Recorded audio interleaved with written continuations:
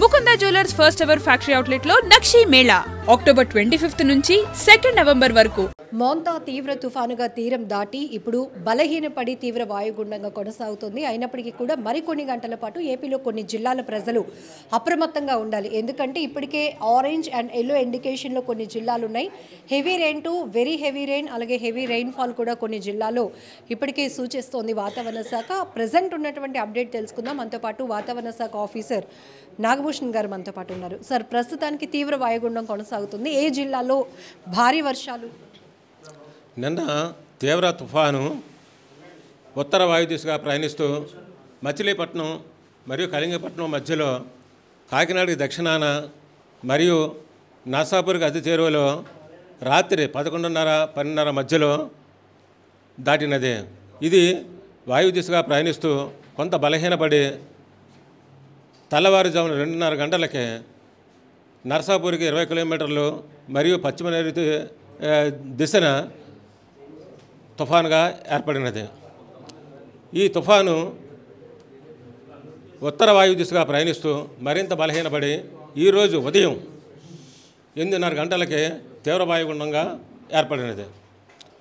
ఇది ఆంధ్రప్రదేశ్ మరియు తెలంగాణ పరిసర ప్రాంతాల్లో తీవ్ర వాయుగుండంగా ఏర్పడినది.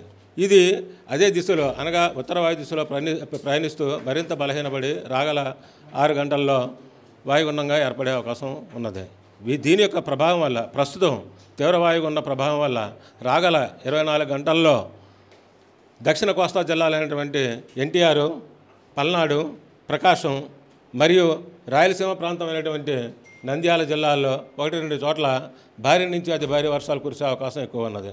మరియు ఆంధ్రప్రదేశ్ జిల్లాలైనటువంటి రాగల 24 గంటల్లో శ్రీకాకుళం, పార్వతీపురం, విజయనగరం, విశాఖపట్నం, అనకాపల్లి, అల్లూరి సీతారామరాజు, ఏలూరు, పశ్చిమ గోదావరి జిల్లా, కృష్ణా, బాపట్ల, గుంటూరు మరియు నెల్లూరు జిల్లాల్లో 1-2 చోట్ల భారీ వర్షాలు కురిసే అవకాశం ఎక్కువ ఉన్నది. మరియు రాయలసీమ ప్రాంతమైనటువంటి వైఎస్ఆర్ కడప, అనంతపూరు, కర్నూలు జిల్లాల్లో 1-2 చోట్ల భారీ వర్షాలు కురిసే అవకాశం ఎక్కువ ఉన్నది. మరియు రాగల 24 గంటల్లో మిగిలిన ప్రాంతాల్లో ఈ యొక్క భారీ నుంచి అతి భారీ వర్షాలు కాకుండా 1-2 చోట్ల చెదురుమదురు వర్షాలు నుంచి ఒక మోస్తరు వర్షాలు, ఉరుములు మెరుములతో కూడిన వర్షాలు పడే అవకాశం ఎక్కువ ఉన్నది. ఫ్లాష్ ఫ్లడ్స్కి ఏ ప్రాంతాల్లో అవకాశం ఉంది? ప్రస్తుతం భారీ నుంచి అతి భారీ వర్షాలు ఆరెంజ్ అలర్ట్ జారీ చేసిన ప్రాంతాలైనటువంటి ఎన్టీఆర్, ప్రకాశం, పల్నాడు, నంద్యాల జిల్లాల్లో ఫ్లాష్ ఫ్లడ్స్ వచ్చే అవకాశాలు ఎక్కువ ఉన్నవి. ఎన్ని గంటల పాటు ఏ జిల్లాలో మీరు ఇప్పుడు ఇండికేట్ చేసినటువంటి జిల్లాల్లో అప్రమత్తంగా ఉండాల్సిన? రాగల 24 గంటలు ముఖ్యంగా ఎన్టీఆర్, పల్నాడు, ప్రకాశం జిల్లాల్లో చాలా అప్రమత్తంగా ఉండవలసిన అవసరం ఎంతైనా ఉంది. సార్, ఉత్తర కోస్తాకు సంబంధించి వర్షపాతం ఎలా ఉండబోతోంది? ఉత్తర కోస్తా జిల్లాల్లో రాగల 24 గంటల్లో భారీ నుంచి అతి భారీ వర్షాలు 1-2 చోట్ల కురిసే అవకాశాలు ఎక్కువ ఉన్నవి. రాగల 48 గంటల్లో అనగా 2వ రోజు అయినటువంటి 30వ తారీఖున ఉత్తర కోస్తా జిల్లాలైనటువంటి 3 జిల్లాల్లో అనగా శ్రీకాకుళం, పార్వతీపురం, అల్లూరి సీతారామరాజు జిల్లాల్లో భారీ నుంచి అతి భారీ వర్షాలు 1-2 చోట్ల కురిసే అవకాశం ఉన్నది.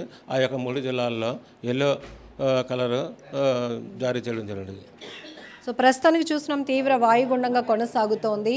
ఎందుకంటే గత 4 రోజుల నుంచి కూడా వాతావరణ శాఖ సూచించిన నేపథ్యంలోనే తుఫాను ప్రభావం ఏ స్థాయిలో ఉండబోతోంది అనేది ఇప్పటికీ వాతావరణ శాఖ ఎప్పటికప్పుడు అప్డేట్ ఇస్తూ అలర్ట్ చేయడంతో పాటు అటు రాష్ట్ర ప్రభుత్వానికి కూడా కమ్యూనికేట్ చేయడం వల్ల అంచనాలను ముందస్తుగానే అంచనా వేయడంతో పాటు సన్నద్ధంగా ఎదుర్కొనే ఏర్పాట్లు కూడా జరిగాయి. చెప్పండి సార్.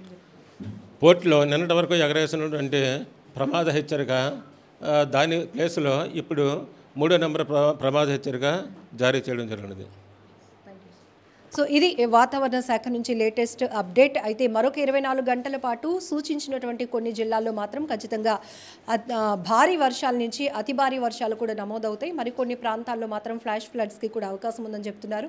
ఏదేమైనప్పటికీ కూడా మోంతా తీవ్ర తుఫాను తీరం దాటినప్పటికీ కూడా ఇప్పుడు వాతావరణ శాఖ సూచిస్తున్నటువంటి ఈ ఆరెంజ్ అండ్ ఎల్లో ఇండికేట్లో ఉన్నటువంటి జిల్లాల ప్రజలు మాత్రం అప్రమత్తంగా ఉండాల్సినటువంటి అవసరం ఎంతైనా ఉంది.